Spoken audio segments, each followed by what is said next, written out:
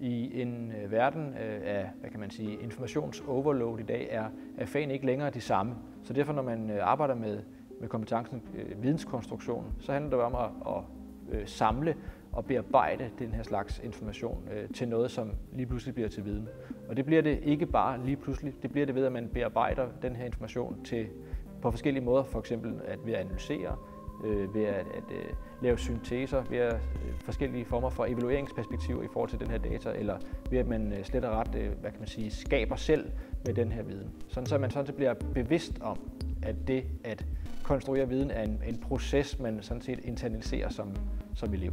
Og det handler om altså at skabe nogle forskellige former for didaktikker for læreren, der gør, at de aktiviteter, eleverne man stiller op for eleverne, har fokus netop på det. Og det er jo for at få eleverne til at komme ud over det, at kunne huske og regelfølge noget. Altså noget, som typisk er et færdighedsniveau i et fokus. Vi skal ud over det fokus. Og det gør man så ved, at man som lærer gør det meget, meget tydeligt, at det er det handler om.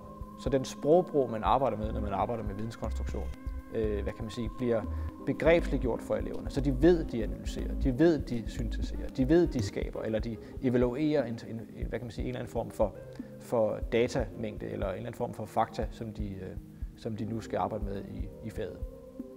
På de dybeste niveauer af videnskonstruktion, der handler det om at sætte forskellige former for vidensperspektiver, man har sat i spil i et fag, ind i andre faglige discipliner. Og det vil sige, at man så at sige kobler forskellige former for faglige perspektiver til en dybere forståelse af noget. Og det kunne fx være, at man arbejdede med historisk bevidsthed i forskellige former for ismer i danskfaget for eksempel. Eller at man arbejder med rumfangsperspektiver, man har lært i matematik, i forskellige former for prototyper af produkter, man skal udvikle i en eller anden sammenhæng, hvor der også er innovationsmæssige perspektiver på banen.